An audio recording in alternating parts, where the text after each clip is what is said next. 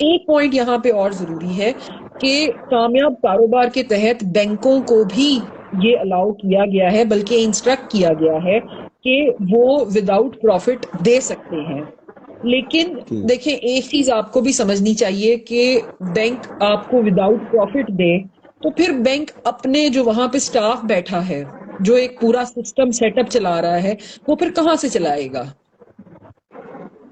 तो ठीक। इसलिए दूसरी बात ये है कि अगर आप प्रॉफिट अर्न कर रहे हैं तो फिर आपके साथ एक बंदा या एक इदारा अगर पार्टनरशिप में है तो फिर उसका भी राइट बनता है कि वो उस पे अर्न करे, आपके साथ अर्न करे।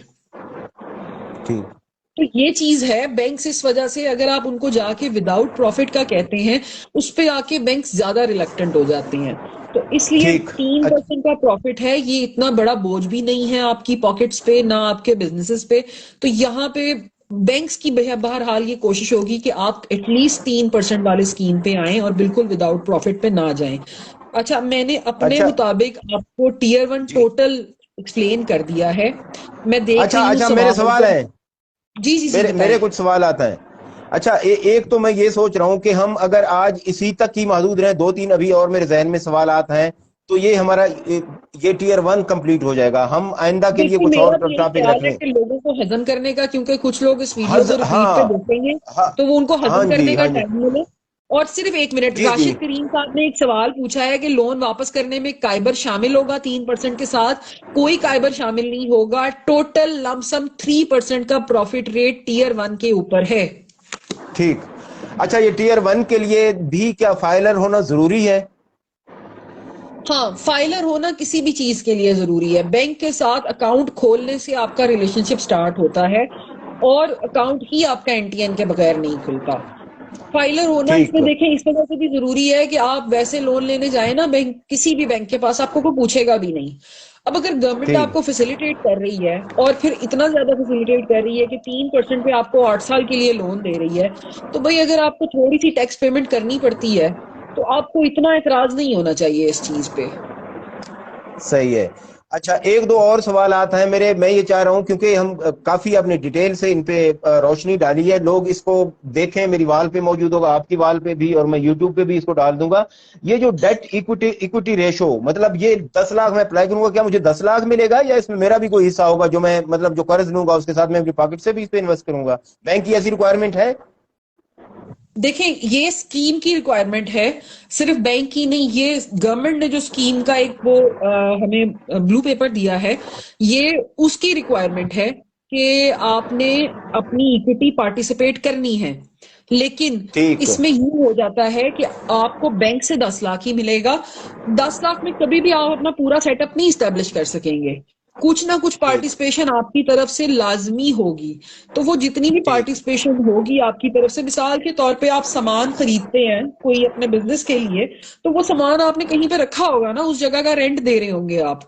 या आपने अगर अपने घर में रखा हुआ है तो आपके अपने घर का एक कॉस्ट होगी। वो जो कॉस्ट होगी वो आपकी पार्टिसिपेशन आपके बिजनेस में शामिल हो जाएगी। बैंक आपको 10 लाख का 10 लाख देगा। ठीक है।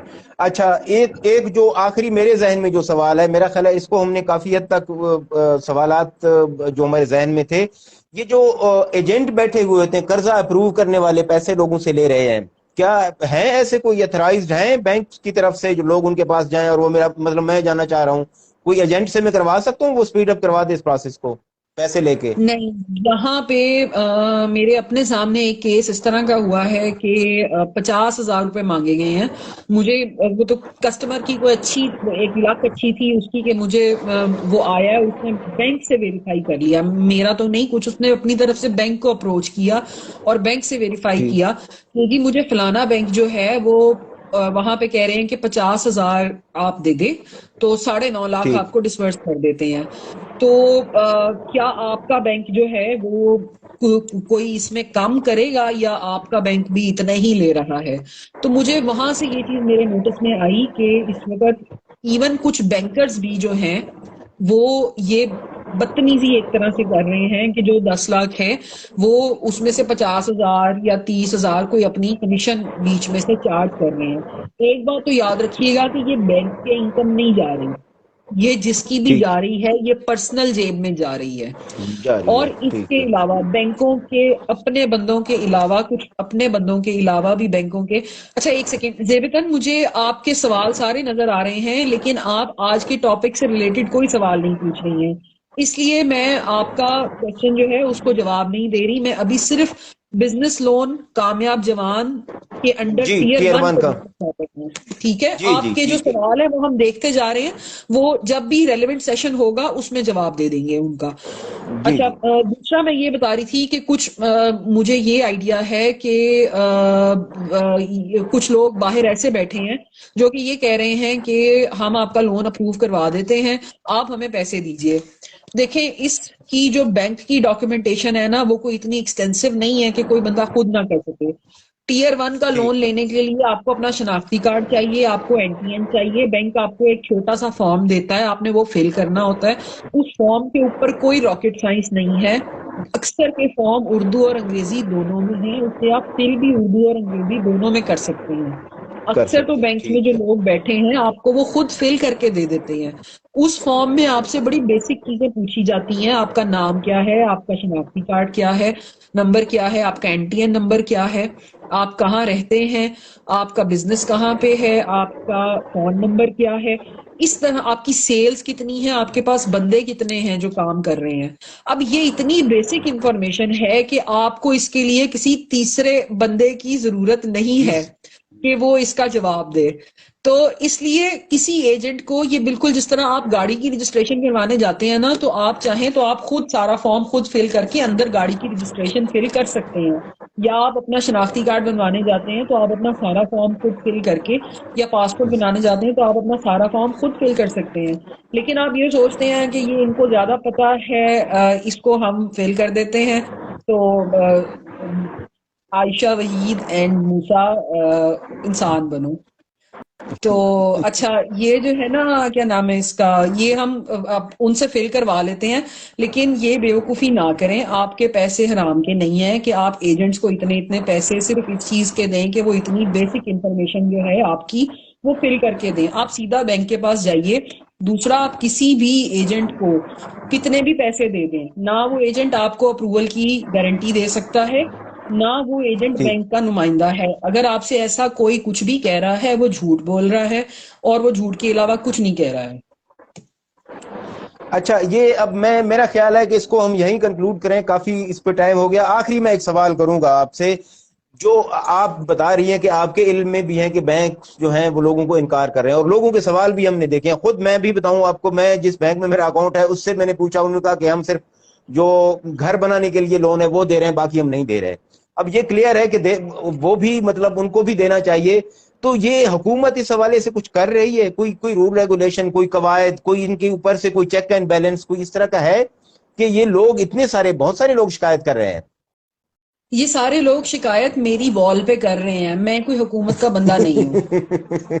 ये सारे लोग अगर यही शिकायत सिटीजन पोर्टल पे जाके करें तो इन लोगों की कंप्लेन, या अगर स्टेट बैंक को लेटर लिखें तो इन लोगों की कंप्लेन का तो फायदा भी हो सकता है। मैं ना स्टेट बैंक का ठीक। नुमाइंदा हूँ, ना मैं गवर्नमेंट ऑफ पाकिस्तान का नुमाइंदा हूँ। मैं यहाँ पे जो भी कोई एक्टिविटी कर रही हूँ एज अ वॉलंटियर कर रही हूँ, और इसलिए कर रही हूँ ताकि कुछ लोगों की लाइफ की अपलिफ्टिंग में अगर हमारा कोई थोड़ा सा पार्ट हो सकता है तो पड़ जाए।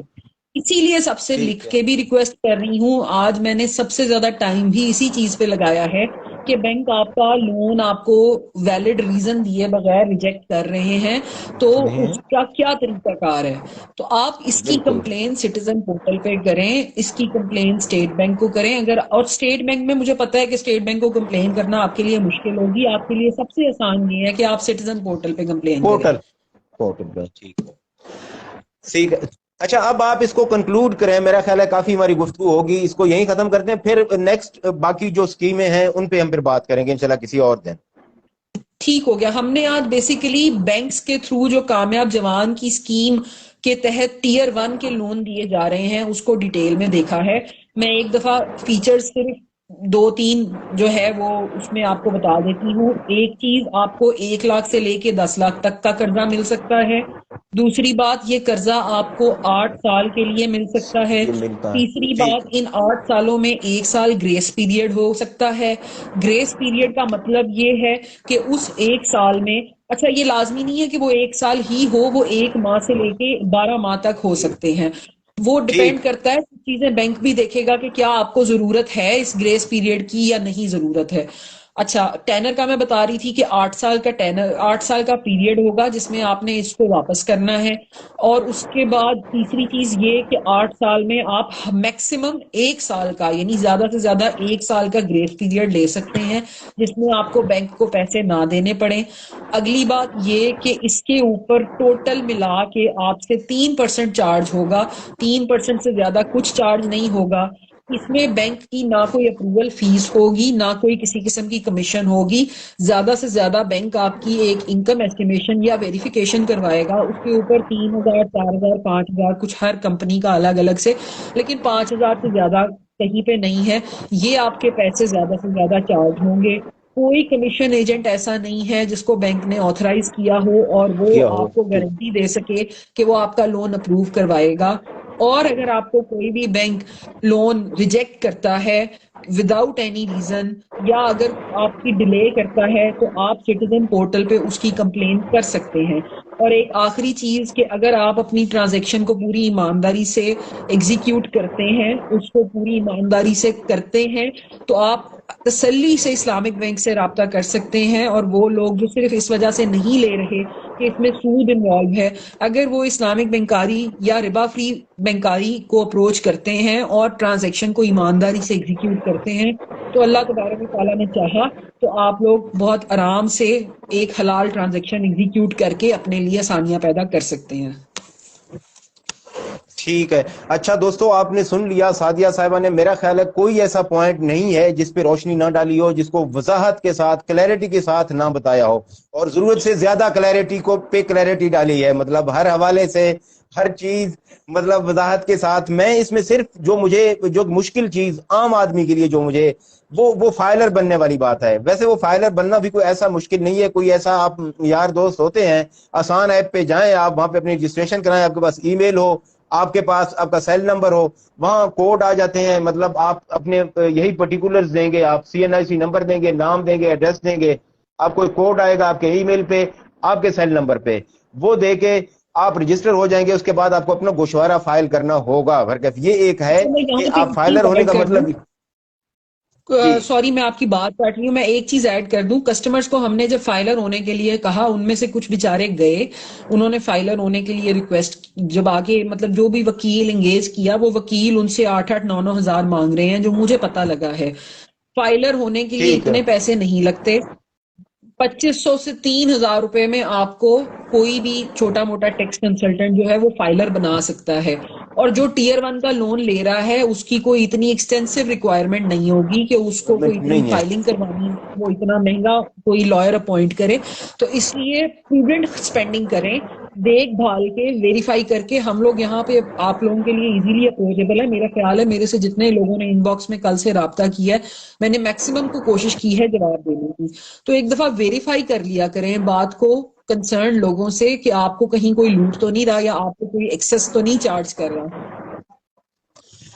ठीक है सादिया साहिबा, आपकी इस कीमती वक्त का बहुत शुक्रिया। इंशाल्लाह बहुत जल्द हम एक बार फिर दोस्तों की फरमाइश पे, क्योंकि मुझे लगता है कि काफी लोगों को इस सेशन से बहुत मदद मिली है, और मजीद भी इसको लोग देखेंगे।